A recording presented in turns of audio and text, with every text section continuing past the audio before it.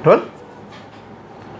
नमस्कार दोस्तों, और आप सभी का मेरे इस नए वीडियो में एक बार फिर से बहुत बहुत स्वागत है। मेरा नाम है सोहित मिश्रा।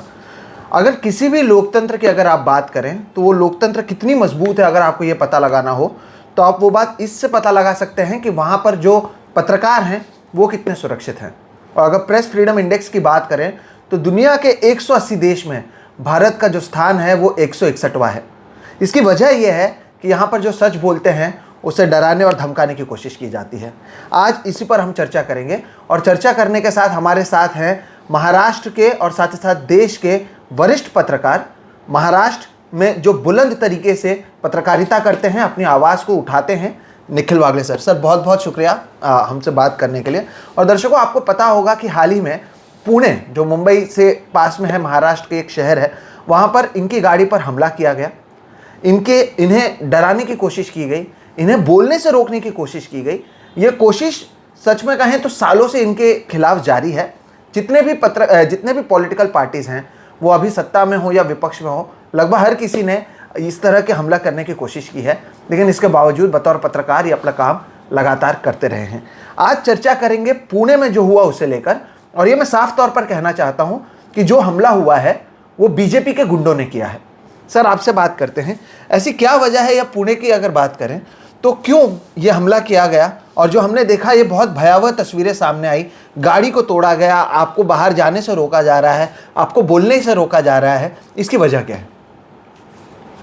देखो, कुछ दिन पहले पुणे की जो सावित्रीबाई फुले यूनिवर्सिटी है उसमें ललित कला केंद्र है, उसके ऊपर बीजेपी के गुंडों ने हमला किया। अंदर घुस के जो वहाँ प्लेस हो रहे थे उस पर हमला किया, क्योंकि वो कह रहे थे इन्होंने हिंदुओं की देवता को अपमान किया है।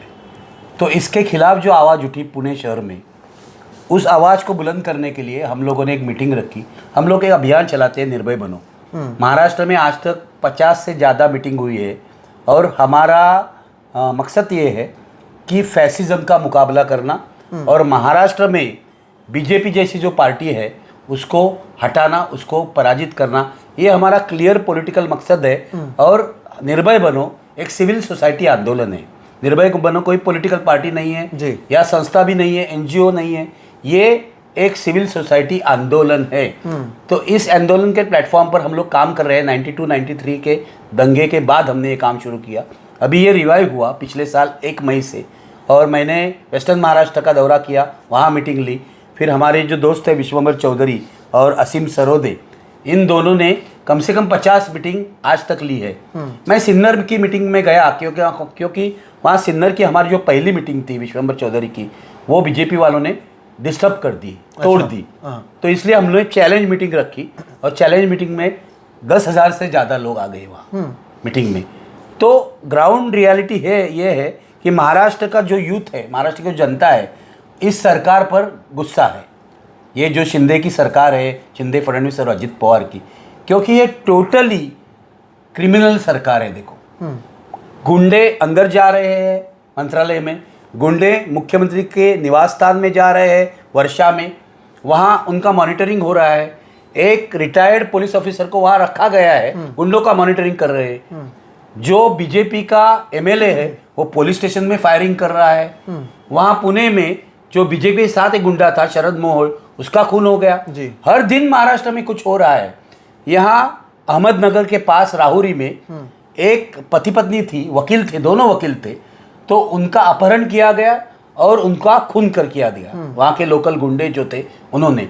तो महाराष्ट्र का पूरी तरह से क्रिमिनलाइजेशन हुआ है। यहाँ तो 85 से चर्चा चल रही है पॉलिटिक्स का क्रिमिनलाइजेशन जो हो रहा है, अपराधीकरण जो हो रहा है राजनीति का, इसके बारे में। लेकिन अभी राजनीति पूरी तरह से अपराधियों के हाथ में गई है, ये फर्क है। और देवेंद्र फडणवीस इसका समर्थन करते, इस जो क्रिमिनलाइजेशन है उसको सपोर्ट करते हैं, ये मेरा आरोप है।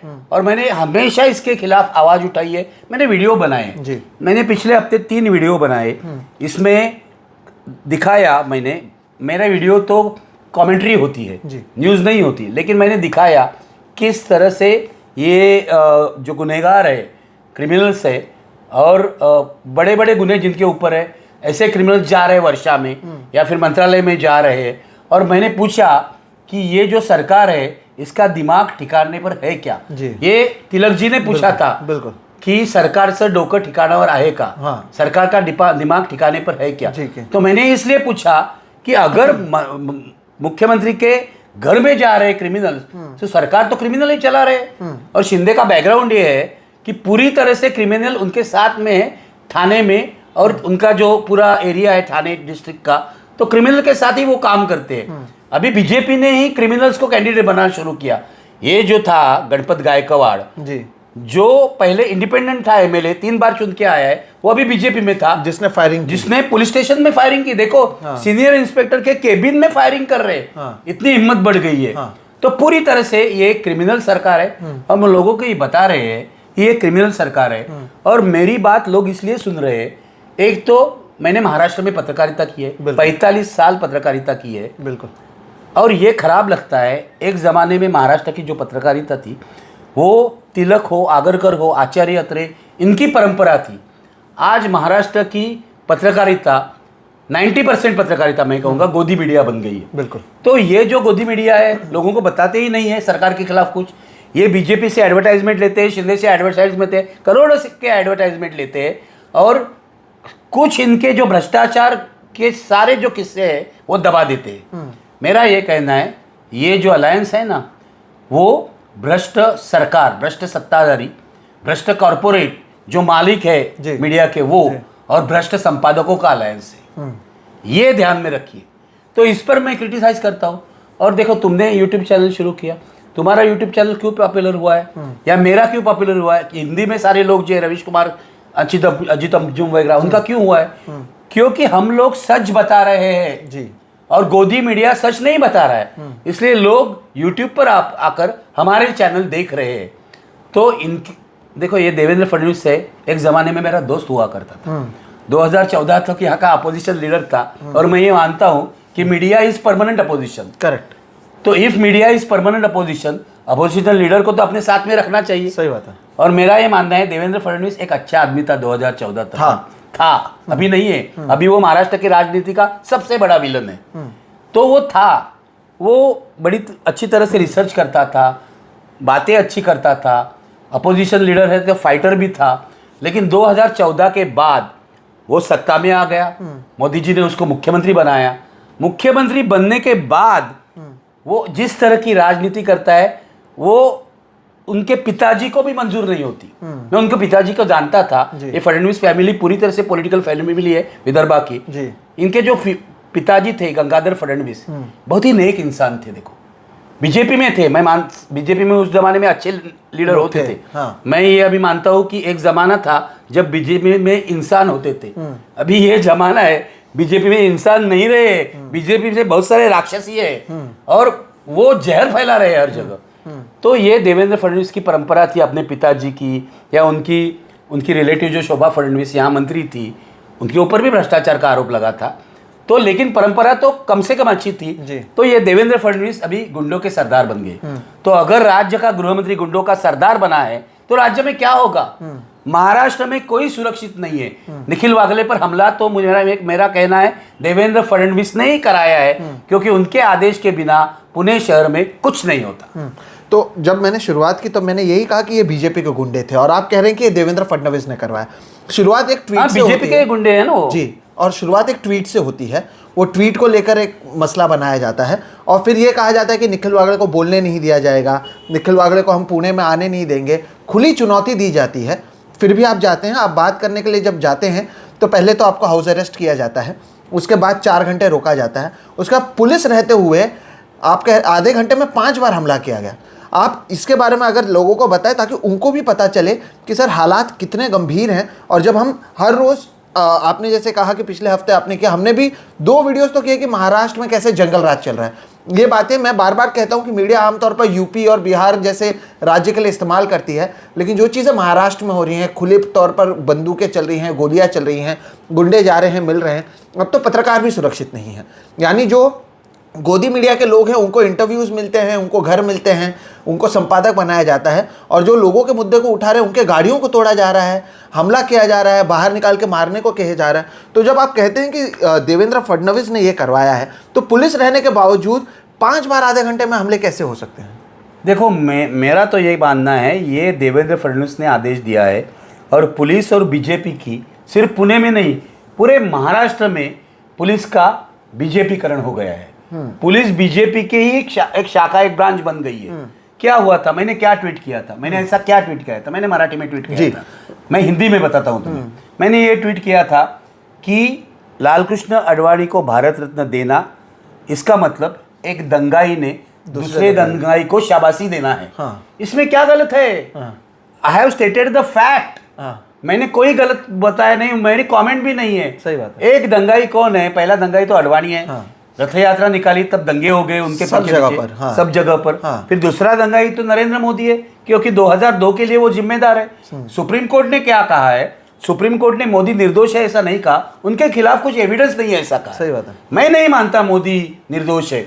2002 के दंगे के लिए मोदी ही जिम्मेदार है, अमित शाह जिम्मेदार है। जैसे 85 के दंगे के लिए HKL भगत और सज्जन कुमार जिम्मेदार है, वैसे 2002 में मोदी ही जिम्मेदार है। और ये अटल जी भी मानते थे, इसलिए अटल जी ने उनको कहा था आप राज धर्म निभाइए।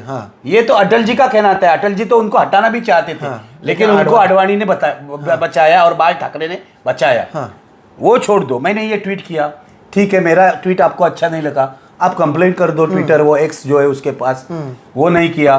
फिर मैं आप मेरे खिलाफ केस लगाओ ना, डिफेमेशन होता है। सही बात है। ये सुनील देवधर, ये आरएसएस का आदमी है और पुणे की लोकसभा सीट लड़ना चाहता है। वो आ गया और उनको कहता है इनके खिलाफ ये लगाओ, एट्रोसिटी भी लगाओ, ये भी बोल रहा है। एक ब्राह्मण आदमी दूसरे के खिलाफ एट्रोसिटी, क्या ब्राह्मणों के खिलाफ एट्रोसिटी एक्ट है? ब्राह्मण लगा रहे हैं, ब्राह्मण लगा रहा है ये एट्रोसिटी। वो SC/ST एक्ट है। सही बात है। तो प्रॉब्लम ये है इनकी कि एक तो पब्लिसिटी के लिए किया सुनील देवधर ने, क्योंकि वो चमकना चाहता था। पुणे में उसको कोई नहीं जानता, वो आरएसएस का आदमी है। वो वहाँ नॉर्थ ईस्ट में था, त्रिपुरा में पूरा जो बीजेपी की जो राजनीति है वो उसने की है। त्रिपुरा में दंगे उसने भड़काए हैं, यही लीडर था। तो अभी पुणे में आ रहा है, तो पहला दंगा भड़काने की वहाँ कोशिश की उसने। फिर पुलिस ने क्या किया? पुलिस ने 3 दिन उसको कहा हम तो लीगल ओपिनियन लेंगे। लीगल ओपिनियन वो ले रहे 3 दिन से। फिर जिस दिन हमारी निर्भय बनो सभा थी 9 तारीख को, उस दिन पुलिस ने मुझे कहा कि आपके ऊपर ये FIR फाइल हुआ है और ये अभी केस बन रहा है, तो आपको आना पड़ेगा स्टेटमेंट देने के लिए। मैंने कहा मैं आऊँगा। तो अभी उन्होंने कहा है मंडे को आ जाओ, हम 2-3 दिन बाद में जाएंगे, क्योंकि अभी पूरा माहौल अच्छा नहीं है। लेकिन इसके बाद जब ये मीटिंग थी, पहले कुछ नहीं हुआ था, मीटिंग शांति से सब जगह चल रही थी। मीटिंग के पहले बीजेपी के जो शहर अध्यक्ष है धीरज घाटे, उन्होंने एक पुलिस को कंप्लेंट दी, पुलिस को लेटर दिया कि अगर आप इस मीटिंग को परमिशन देते हैं तो हम लोग मीटिंग डिस्टर्ब कर देंगे, मीटिंग तोड़ देंगे। और ये पुलिस को ही कह रहे हैं, पुलिस को लेटर दिया उसने कि हम लोग मीटिंग तोड़ दे। तो पुलिस ने क्या करना चाहिए था? प्रिवेंटिव एक्शन लेना चाहिए था उनके ऊपर। पुलिस ने कुछ नहीं किया। पुलिस हमारे पास आती है और मुझे कहती है, सीनियर इंस्पेक्टर ने मुझे कहा कि आप बाकी लोगों को बोलने दीजिए, स्पीकर्स को, आप मत बोलिए। तो मैंने कहा ये तो हो नहीं सकता, ये तो मेरा फंडामेंटल राइट है बोलना और ये मेरा काम भी है, तो मैं बोलूंगा। तो फिर कहा नहीं आप मत बोलिए, आपके बोलने से दंगा हो जाएगा। और मुझे एक नोटिस दिया कि आप ऐसा जो मराठी में आक्षेपार्ह जो है वो मत बोलिए। अभी इसकी डिफिनेशन क्या है आक्षेप की? जो आक्षेपार्ह है वो क्या है और आक्षेपार्ह क्या नहीं है, इसकी कोई डिफिनेशन नहीं है। मैं कल इनको कहूंगा कि जय श्री राम, तो आक्षेपार्ह उनके लिए नहीं है। सही बात है। लेकिन मैं जय भारत बोलूंगा तो इनके लिए आक्षेपार्ह है। तो ये एक डिबेटेबल मुद्दा है। तो पुलिस को मैंने कहा आप मुझे राइटिंग में दीजिए जो कुछ आपका कहना है। तो उन्होंने पहले कहा आप मोदी और आडवाणी के खिलाफ कुछ मत बोलिए। देखो, अच्छा, पुलिस कह रही है कि मोदी और सीनियर इंस्पेक्टर कह रहा है गायकवाड़।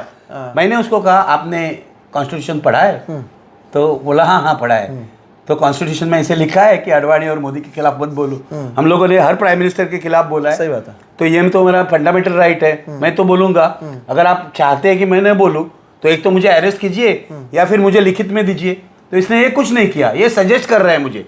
फिर कहा आप मीटिंग में मत जाइए, आप एक वीडियो दीजिए। मैंने कहा वीडियो तो मैं रोज बनाता हूँ मेरे चैनल पर, मैं क्यों वीडियो दूं? मैं मीटिंग में जाना चाहता हूँ, मैं लोगों के सामने बोलना चाहता हूँ, ये मेरा चॉइस है, आप मुझे रोक नहीं सकते।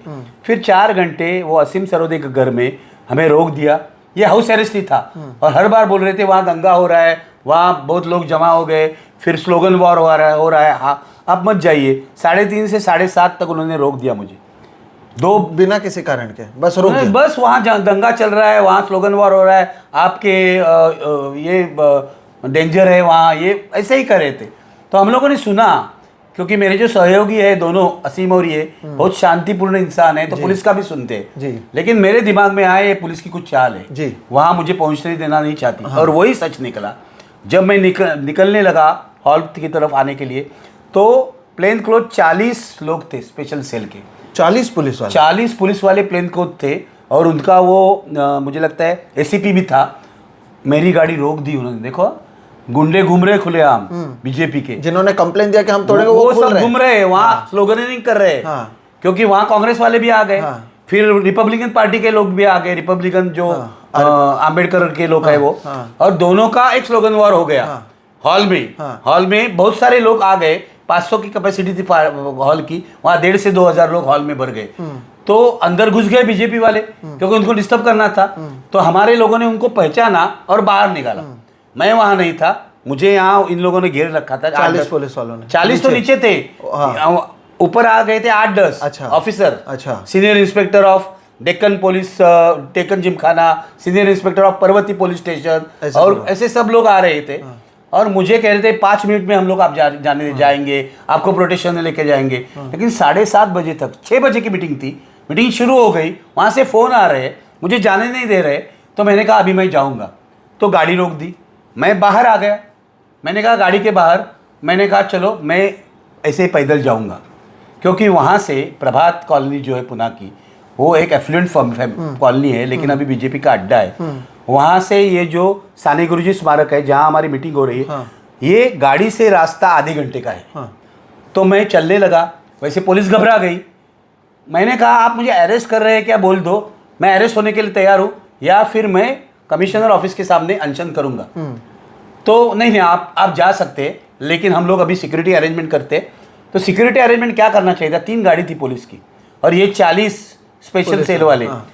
तो आगे पुलिस की गाड़ी रहनी चाहिए थी, सही बात है, और पीछे पुलिस की गाड़ी रहनी चाहिए थी। बीच में आप लोगों को बीच में हमको रहना चाहिए था। इन्होंने आगे गाड़ी नहीं रखी, सारी गाड़ियां पीछे हमारे। तो पुलिस वो थे या हम थे?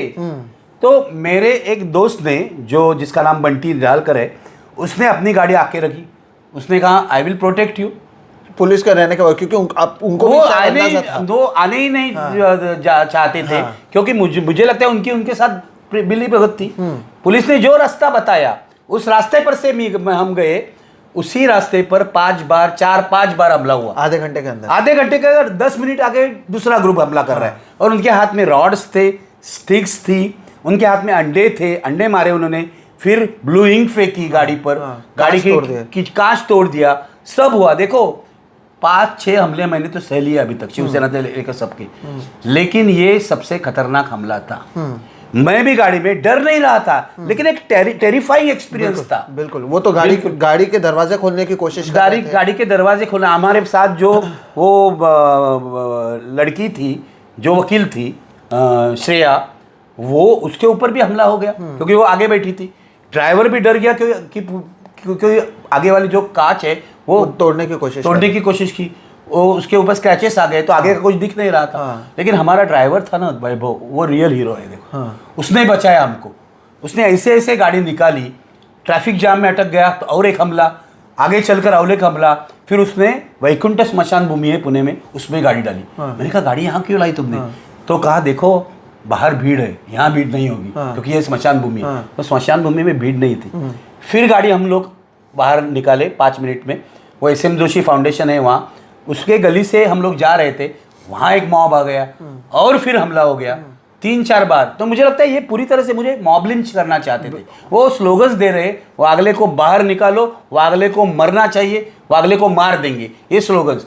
फिर अगले स्क्वायर में वहाँ NCP यानी शरद पवार के पार्टी का एक ग्रुप आ गया, प्रशांत जगताप का ग्रुप, 15-20 उसके कार्यकर्ता है, वो भिड़ गए उनके साथ। तो लड़ाई वहाँ शुरू हो गई। तो हमारी गाड़ी आगे चल गई, क्योंकि वहाँ उनकी लड़ाई चल रही थी। फिर एक लड़की थी वहाँ, बहुत ही डेंजर लड़की, उसका नाम था भक्ति कुमार। तो वो टूट पड़ी इनके ऊपर। ये हमारा बंटी जो था, आपके गाड़ी के आगे ही चल रही है, वो दिख भी रही थी। हाँ, और वो बंटी भी बाहर आ गया। वो बोला मैं तो रेसलर हूँ, मैं इनको मानता ही नहीं। टनाटन वो सब कर रहा था। हम गाड़ी में बैठे थे, कांचे तोड़ रहे थे, गाड़ी के दरवाजे खोल देते तो हम मर जाते। ये लोग देखो वो मरने वाले ही हम थे, कैसे बच गया मुझे मालूम नहीं। मैं तो नास्तिक आदमी हूँ, तो भगवान को तो इसका क्रेडिट नहीं दे सकता, लेकिन अपने विचार को दे सकता हूँ। मैं जिस विचारधारा पर विश्वास करता हूँ उस विचारधारा ने मुझे बताया, नहीं तो फुले आम्बेडकर ने मुझे बचाया, ऐसा आप बता दो। कुछ ले लेंगे, कुछ भी है। मुझे हमेशा विजय तेंदुलकर कहते थे, देखो तुम्हारा परमेश्वर पर विश्वास नहीं है, तुम नास्तिक हो, लेकिन नियति एक चीज होती है। जब इच्छा शक्ति और नियति हाथ में हाथ डालकर आगे जाते हैं तब कुछ बात बनती है। सही बात है। तो कल यही हुआ। मुझे लगता है नियति मेरा साथ थी, इसलिए मैं बच गया। नहीं तो कल मेरा जो ये हमला था सबसे भयानक हमला था मेरे लाइफ में, और मैं कैसे बच गया मुझे मालूम नहीं, लेकिन मेरे मन में एक विश्वास था। जो एक गाना है ना, मन में है विश्वास, कि हम सच के, ये पागलपन होगा कि हम सच के रास्ते पर चलने वाले लोग हैं, तो हम नहीं मरेंगे। लेकिन सर इसमें आपने 2-3 चीजें कही, वो बहुत अहम है कि ये जो रूट था ये पुलिस ने तय किया, पुलिस ने दिया था। पुलिस की सिक्योरिटी होने के बावजूद जगह जगह पर इतनी भीड़ है, इतने लोग आकर रॉड और ये सारी चीजें लेके आ रहे हैं, और पुलिस इस पर कुछ नहीं कर पाती है। पुलिस को भी मारा उन्होंने, पुलिस को मारा, और बचाने वाले जो थे वो दूसरे पॉलिटिकल पार्टी के कार्यकर्ता थे। तो इसमें पुलिस का तो कंप्लीट फेलियर है। उसके बावजूद पुलिस ने क्या अब तक जो लोग जो दंगाई थे उनके खिलाफ कोई कार्रवाई की, उनको गिरफ्तार किया, या कुछ अब तक हुआ है कि वो अभी केवल इसके ऊपर जांच कर रहे हैं? देखो, पुलिस ने कुछ लोगों के खिलाफ कार्रवाई की है, बीजेपी के, ऐसा मैं पढ़ रहा हूँ पेपर्स में। लेकिन हमारे टीम, हमारे मीटिंग के ऑर्गेनाइजर्स पर और जो मीटिंग में ऑडियंस था उसके ऊपर भी कार्रवाई की है कि वो ऐसे मीटिंग में क्यों आए, कमाल है। नरेंद्र मोदी के खिलाफ बोल रहे हैं, क्यों आ रहे हैं? तो ये लोगों को डराने की कोशिश है। और जो अटेम्प्ट टू मर्डर का लगाना चाहिए, मेरे आज वकील के साथ बात हो गई, वो उन्होंने नहीं लगाया है। सबसे धीरज जो है उसका, बीजेपी का वो नगर अध्यक्ष धीरज घाटे, उसके खिलाफ तो आप लगा सकते थे, क्योंकि उन्होंने तो ट्वीट किया हुआ और उन्होंने तो, ये तो देखो जैसे आईसिस वाले लोग हैं ना, वो बम विस्फोट करते हैं तो जिम्मेदारी लेते हैं, क्लेम कर रहे हैं। तो बीजेपी, मुझे लगता है बीजेपी वैसे एक आतंकवादी संगठन बन गया है, आईसिस टाइप ही। क्योंकि अभी ये हमले की जिम्मेदारी भी ले रहे हैं खुले तौर पर। सेम ये हिंदुत्ववादी आतंकवादी है ऐसा मुझे लग रहा है, और खुलेआम वो जिम्मेदारी ले रहे हैं, क्योंकि इनका डर, इनके मन में डर नहीं है, क्योंकि वहां देवेंद्र फडणवीस बैठा है। इसलिए मैं कहता हूँ देवेंद्र फडणवीस जिम्मेदार है, क्योंकि वो होम मिनिस्टर है। अगर वो अपोजिशन में होता और ऐसा होता तो अभी वो होम मिनिस्टर का इस्तीफा मांग लेता। सही बात है। तो उसको भी इस्तीफा देना चाहिए। और कल उद्धव ठाकरे ने जो बात कही कि महाराष्ट्र में राष्ट्रपति राजवट आनी चाहिए, राष्ट्रपति शासन आना चाहिए, तो वो लगाना चाहिए, या मुझे मालूम नहीं, क्योंकि वो क्या होगा, वो तो मोदी का शासन होगा। तो अलग क्या होगा? तो इनको हटा के मोदी का शासन आ जाएगा। मोदी तो वही चाहते हैं, तो इसलिए सारा माहौल बना रहे मुझे लगता है, क्योंकि ये चुनाव से डर रहे। इनको मालूम है महाराष्ट्र में हमें झटका बैठेगा, लोकसभा चुनाव में भी और असेंबली चुनाव में तो ये बिल्कुल हार जाएंगे। अच्छा, मैं अब भी कहता हूं तुम्हें, मुझे जो ग्राउंड की फीलिंग है ना, ये हार ही जाएंगे अगर ये महाविकास के जो लोग हैं, कांग्रेस, शरद पवार का एनसीपी, उद्धव ठाकरे की सेना और वंचित प्रकाश, ये एक साथ हो गए तो 49% वोट होते हैं। 49%। और इनके वोट जो है वो 40 से ज्यादा नहीं होते महायुति के, तो ये हार जाएंगे। इसलिए ये सारी चीजें कर रहे हैं, बिल्कुल डिस्टर्ब करने की कोशिश कर रहे हैं। आज तक के महाराष्ट्र में 5 जिले में दंगा हो गया, कोल्हापुर से लेकर पिछले 6 महीने में 8 जिले में दंगा हो गया। दंगा हो नहीं गया, दंगा कराया गया। वो राजा सिंह जो है वो आता है महाराष्ट्र में, तेलंगाना का जो एमएलए है, यहाँ भड़काऊ भाषण देता है। उसके साथ वो पागल नीतीश राणे है, वो भी भड़काऊ भाषण देता है। उसके ऊपर कुछ कार्रवाई नहीं है। जो संविधान के पक्ष में बोल रहा है मेरे जैसा आदमी, उसके ऊपर ये कलम लगा रहे हैं, ये कर रहे हैं। मेरे ऊपर शायद मर्डर का भी चार्ज लगाएंगे, कुछ भी लगाएंगे। क्योंकि कल पुलिस अफसर हमें कह रहे थे प्राइवेट में कि तुम्हें यूएपीए लगाएंगे। अच्छा, अगर तुम मीटिंग में गए तो तुम्हें यूएपीए लगाएंगे।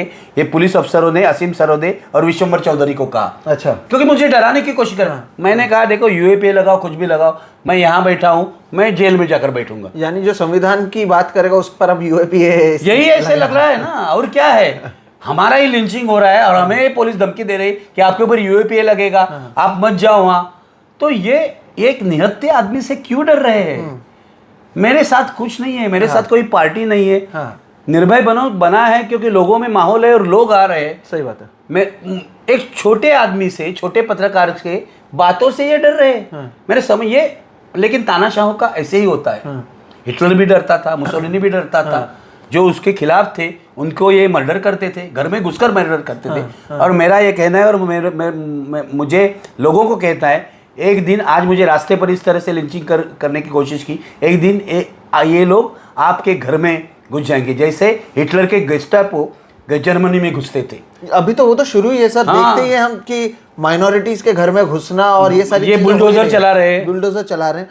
तो ये एक बात आपने अहम कही कि जो लोग यहाँ पर नफरत फैला रहे हैं, नितेश राणे फैलाते हैं। हाल ही में हमने देखा मीरा रोड में भी वो गए थे, वही हुआ था, हर जगह पे गए। तो इसके बावजूद अगर कार्रवाई नहीं होती है तो बिल्कुल जाहिर सी बात है कि जो गृह मंत्री है उन पर सवाल उठाया जाना चाहिए और उनसे सवाल पूछना चाहिए कि एक 65 वर्षीय आदमी जिस गाड़ी से जा रहा है, आधे घंटे में 5 बार हमला होता है, तो क्या पुलिस कार्रवाई नहीं की जानी चाहिए? क्या जो पुलिस के अधिकारी हैं, जो पुलिस के कमिश्नर है, क्या उन पर कार्रवाई नहीं की जानी चाहिए? ये लॉ एंड ऑर्डर का फेलियर है या नहीं? और उसके बावजूद भी अगर केस इनके खिलाफ ही किया जाएगा तो क्या ये न्यू नॉर्मल है? उसकी वजह दोस्तों मैं आपको बताता हूँ, क्योंकि इनके जो वीडियोज़ हैं जो इनके यूट्यूब चैनल पर आते हैं, निखिल वागले ओरिजिनल, वो बहुत पॉपुलर हैं। और वो बात जो गोदी मीडिया नहीं कहती है, जो कहनी चाहिए सच बात, महाराष्ट्र की राजनीति से जुड़ी हुई, महाराष्ट्र के लोगों से जुड़ी हुई, वो ये हर रोज़ कहते हैं। और निखिल वागले पर ये पहला हमला नहीं है। मैं आपको, जैसे कि इन्होंने कहा, ये 7वीं 8वीं बार हमला है। बाला साहेब ठाकरे से लेकर शरद पवार से लेकर जो मुख्यमंत्री रहे हैं या जिनकी पार्टी सत्ता में रही है, उनकी ओर से हमला किया गया है। लेकिन जिस तरह से मॉब लिंचिंग की कोशिश की गई, अब क्या एक पत्रकार के ऊपर आप मॉब लिंचिंग करेंगे क्योंकि वो सच बोल रहे हैं, क्योंकि ये बिके नहीं, क्योंकि ये इन्होंने आपसे घर नहीं लिया, क्योंकि आप चाहते थे कि ये दूसरे चैनल में संपादक बने और आपकी बात करें, ये नहीं किए? इसलिए आपको इनका इतिहास के बारे में ये भी बता दूं, जो लोग नहीं जानते हैं, जो महाराष्ट्र से नहीं है, महाराष्ट्र के लोगों को तो वो बताने की ज़रूरत ही नहीं है कि जिस तरह से IBN 7 हुआ करता था एक चैनल, वैसे महाराष्ट्र में IBN लोकमत नाम का चैनल था जो बहुत पॉपुलर था। लेकिन 2014 में जब अंबानी ने उसको टेक ओवर किया, उसके बाद जैसे राजदीप सरदेसाई वहाँ से निकले, महाराष्ट्र में निखिल वागले भी उस चैनल के संपादक थे, प्रमुख थे, हेड थे, उन्होंने भी इस्तीफा दिया। और उसके बाद या उससे पहले भी आप इनकी पत्रकारिता को उठाकर देख लें। इसलिए तो आज तक कोई इनको गिरफ्तार, ED CBI का डर नहीं दिखा पा रहा है, बाकी डर नहीं दिखा पा रहा है। तो जब सब चीज़ से थक गए तब अब मॉब लिंचिंग पर आ गए। तो इसमें सवाल देवेंद्र फडणवीस से पूछा जाना चाहिए या नहीं?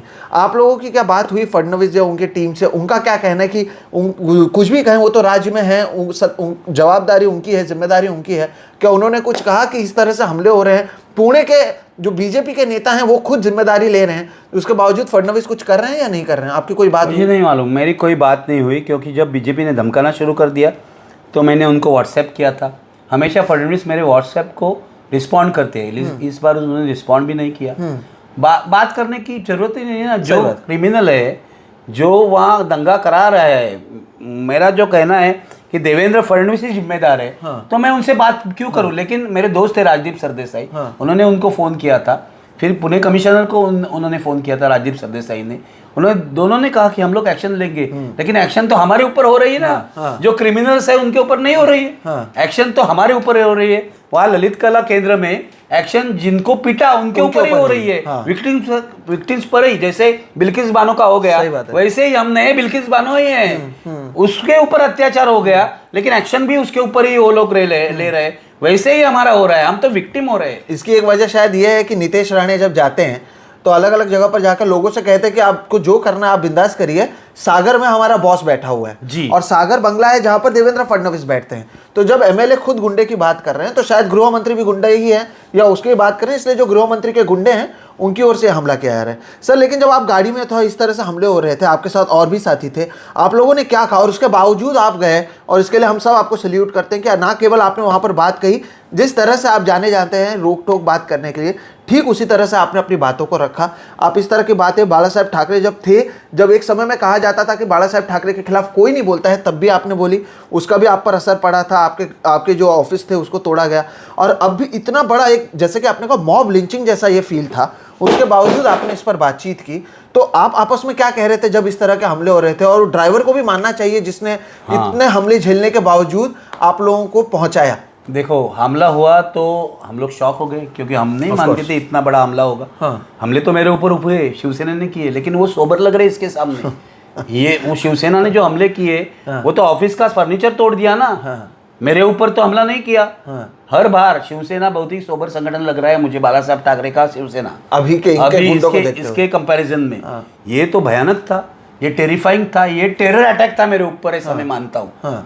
ये देखो, ये फैसिस्ट हमला था, ये पॉलिटिकल पार्टी का हमला नहीं था। पिछली बार जब मैंने पुलिस प्रोटेक्शन रिफ्यूज़ किया तो मुंबई के एक वरिष्ठ पुलिस अधिकारी ने मुझे फ़ोन किया, जो मेरे अच्छे दोस्त थे। उन्होंने कहा देखो, शिवसेना एक पॉलिटिकल पार्टी है, ये जो सनातन है वो एक कल्ट है, तुम ध्यान में रखो।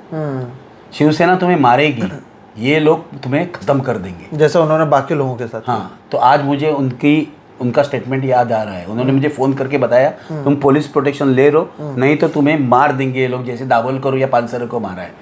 मुझे वही बात याद आ रही है कि शिवसेना तो पॉलिटिकल पार्टी थी, अभी जी की ये जो बीजेपी है ये तो टेरर ऑर्गेनाइजेशन बन गई है, फैसिस्ट ऑर्गेनाइजेशन बन गई है, माफिया है ये। कल हमने देखा जब हम पर हमला हुआ था तो एक नेचुरल बात है, पहले तो शॉक बैठा, सही बात है, लेकिन डर तो मेरे मन में कभी का निकल गया है, वो तो छोड़ दो, तो सब मैं तो डरा नहीं, लेकिन मेरे साथी तो थे तो प्रेशर के अंडर आ गए, वो लड़की भी प्रेशर के अंडर। तो मैंने उनको कहा देखो, मेरा थोड़ा सा अनुभव है ये हमलों का, हमें हमारा सिर बचाना चाहिए, तो आप कवर कर लो और नीचे ये जाओ, तो पत्थर भी आएंगे तो पीठ पर आएंगे।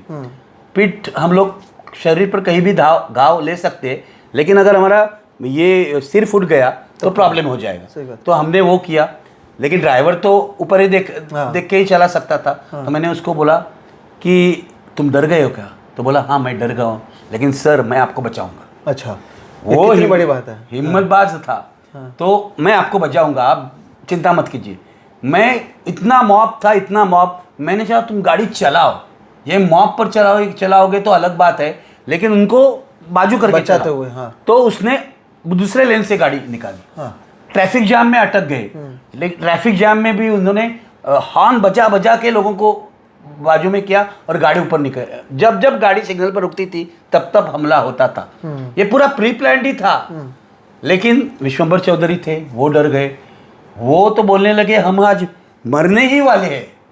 असीम सरोदे ठीक थे, असीम सरोदे मुझे ही बचा रहे थे, तो उनको कांच लगी, जो अच्छा, फूटी हुई कांच सिर पर लगी, पीछे वाले, हाँ पीछे अपने गाड़ी का। हाँ। क्योंकि मुझे कवर कर रहे थे, मैं बीच में बैठा था तो मुझे कवर कर रहे थे। तो क्या सोचेंगे हम लोग उस वक्त? मैंने तो पहले सोचा कि हम तो आज मर जाएंगे, लेकिन दूसरी ओर मेरे मन में ये आ गया, देखो हम लोग अच्छी चीज़ कर रहे हैं, हम लोग सच बोल रहे, तो हम नहीं मरेंगे, ये विश्वास है, हम नहीं मरेंगे। हम पिछली 6 बार नहीं मरे, आज भी नहीं मरेंगे। और वही हुआ, देखो हम नहीं मरे, हम शायद जख्मी हो जाते लेकिन मरे नहीं। तो हमें बचाया है किसी ने, हमारे विचार, जो हमारा सेक्युलर विचार है, फुले आम्बेडकर शाहू का विचार है, उसने बचाया है, ये मेरा मानना है, ये मेरा विश्वास है कि आज तक पहला हमला मेरे ऊपर 1979 में हुआ था। 1979 में, तो मैं 20 साल का था। आज मैं 65 का हूँ। तो इतने 40-45 साल में 6 हमले हुए हैं। सबसे भयानक हमला ये था, और वो मेरा मर्डर करने के लिए आए थे। मैं बच गया, लेकिन वो मेरा मर्डर ही करना चाहते थे। तो मैं ये तुम्हें बताना चाहता हूँ कि अभी आगे का कोई भरोसा नहीं है। महाराष्ट्र बीजेपी और देवेंद्र फडणवीस कभी भी मुझे मार सकते हैं, अलग अलग तरीके से। गोली लग सकती है, एक्सीडेंट हो सकता है, कुछ भी हो सकता है। और पुलिस, देखो पुलिस कल थी, आज नहीं है, पुलिस प्रोटेक्शन तो कुछ नहीं है। सही बात है।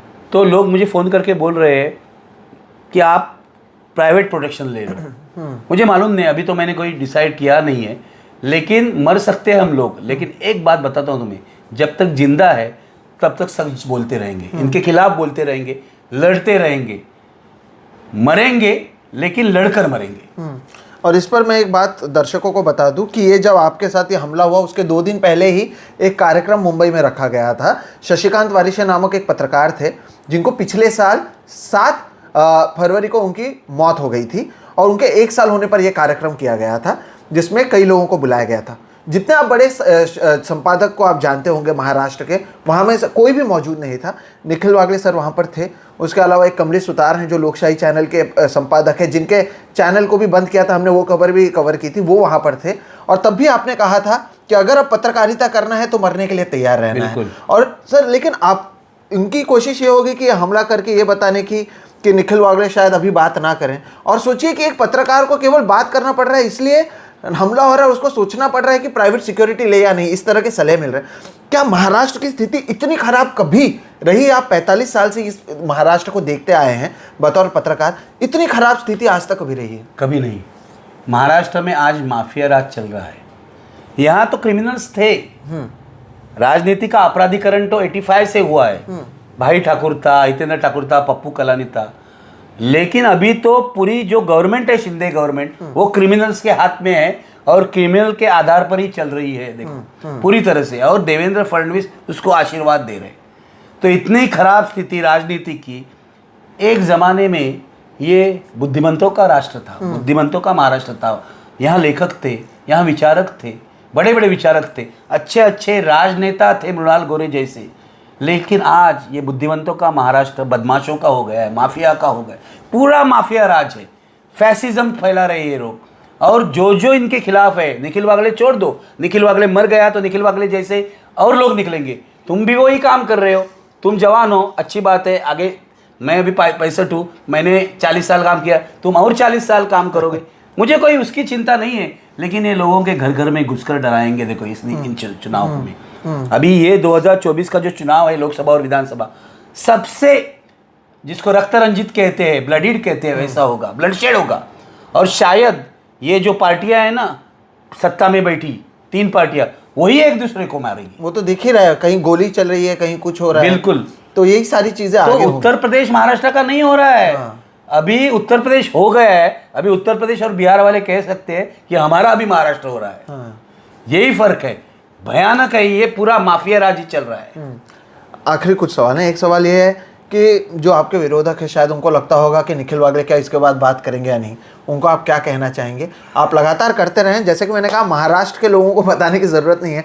जो शख्स 1970-80 से लगातार कई हमले होने के बावजूद बोल रहा है, मुझे तो पता ही है बोलेगा। हमारे जैसे कई लोग हैं जो शायद इनको ही देखकर पत्रकारिता में आए हैं, उन लोगों को आपका क्या संदेश है? आप लगातार बोलते रहते हैं, आप क्या कहना चाहेंगे इन लोगों को जो संविधान में भरोसा नहीं करते, जो बाबा साहेब अम्बेडकर पर शायद भरोसा नहीं करते, शाहू फुले अम्बेडकर की राजनीति पर उनका भरोसा नहीं है? देखो, इस सवाल का जवाब बहुत आसान है।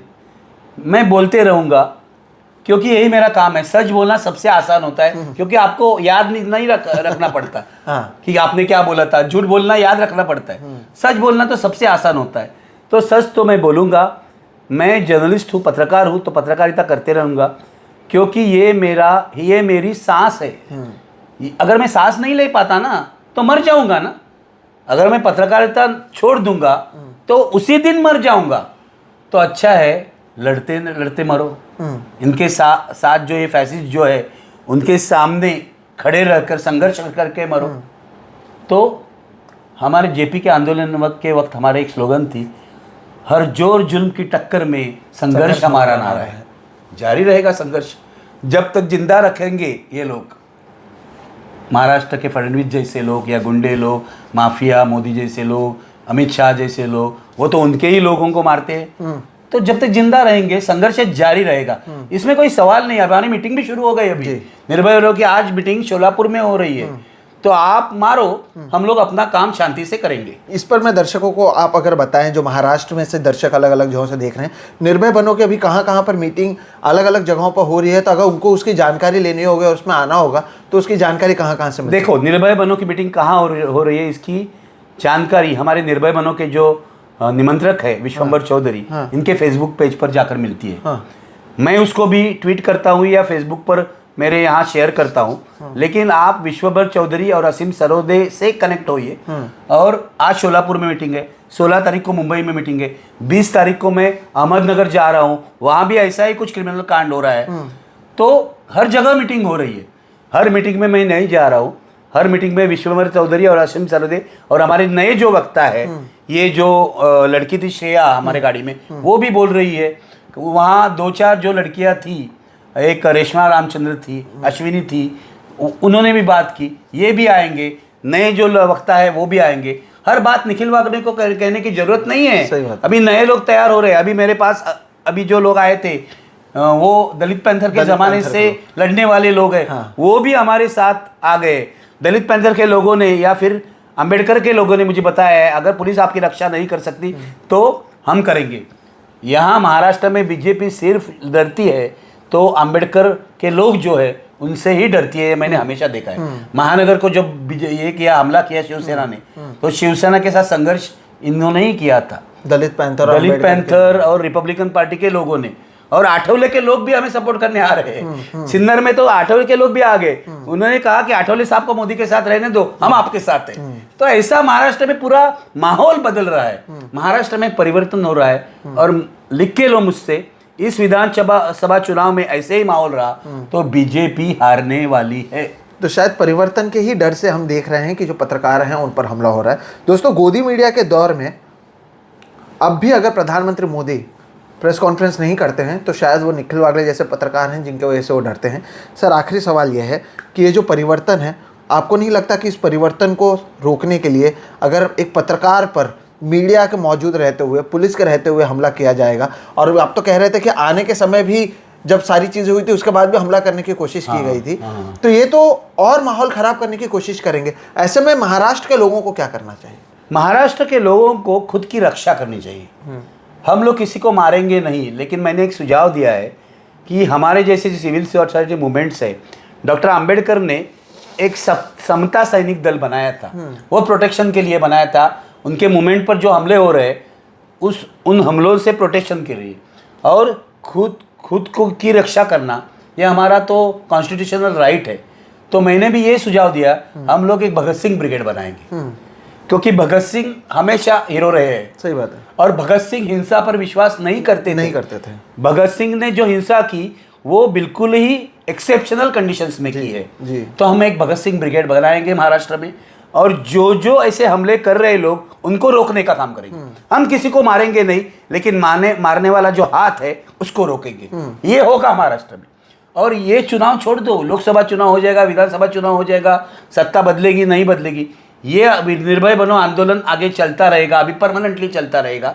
और आगे चलकर बहुत सारे मसले हैं, जैसे पुलिस रिफॉर्म्स का मसला है, फिर ईवीएम का मसला है, ये सारे मसले हम लोग उठाएंगे। लेकिन हमारा अभी जो लक्ष्य है वो बीजेपी को हटाना यही है। बिल्कुल, आप एक मिसाल हैं सर, और हम उम्मीद करते हैं कि जैसी आपकी पत्रकारिता रही है, जिसे देखते हुए हमारे जैसे कई लोग पत्रकारिता में आए, वो इसी तरह से जारी रहें। हम सब तो आपके साथ हैं ही। और मैं आपको बता दूं कि मैं क्योंकि सर को जानता हूं, सर 1% भी अलग नज़र नहीं आया और उसी तरह से तैश में हैं जैसे वो हमेशा रहते हैं। और हम उम्मीद करेंगे कि इसी तरह से तैश रहे, क्योंकि जब नेता डरता है वो इसी तरह से हमला करता है। लेकिन शायद हमला का असर सर पर नहीं हुआ है, हम नहीं चाहेंगे कि और किसी पर भी हो, और इस तरह की लड़ाई जो है जारी रहेगी। दोस्तों, आज के इस वीडियो के ज़रिए हम आपको बताना ये चाहते हैं कि जो तानाशाह है वो किस तरह से डरा हुआ है, और जो तानाशाह के साथ के लोग हैं वो किस तरह से अब गुंडे बन गए हैं।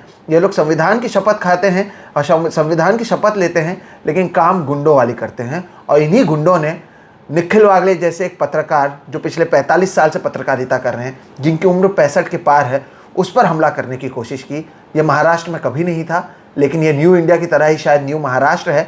अब इसे बदलना या इसका भविष्य क्या है वो केवल इनका काम नहीं होना चाहिए, हम सभी का काम होना चाहिए। सो बहुत शुक्रिया, आपने हमें समय दिया। आप इसी तरह से हमें मोटिवेट करते रहें, और आपको देखते हुए हम उम्मीद करते हैं मेरे जैसे और कई लोग हैं जो आपको फ़ैन फॉलोइंग और आपकी जैसे ही पत्रकारिता करना चाहते हैं। चिंता मत करो, लड़ेंगे, जीतेंगे और जिंदाबाद। बिल्कुल, लड़ेंगे, जीतेंगे और जिंदाबाद। आज के वीडियो में इतना ही, और बहुत खुशनसीब मानता हूं मैं कि निखिल वागले सर को जानता हूं, लेकिन वीडियो आज उनके साथ कर पाया हूं, ये मेरे लिए एक बहुत बड़ी बात है। दोस्तों, अगर वीडियो पसंद आया तो लाइक करें, इससे दूसरों के साथ साझा करें, बताएं उन्हें कि क्या कुछ हो रहा है, लेकिन इसके बावजूद जो पत्रकारिता कर रहे हैं, जो गोदी मीडिया में नहीं है, वो किस तरह से लड़ रहे हैं। और अगर अब तक चैनल को सब्सक्राइब नहीं किया है तो सब्सक्राइब करें। फिलहाल इतना ही, नमस्कार। नमस्कार सर। Thank you.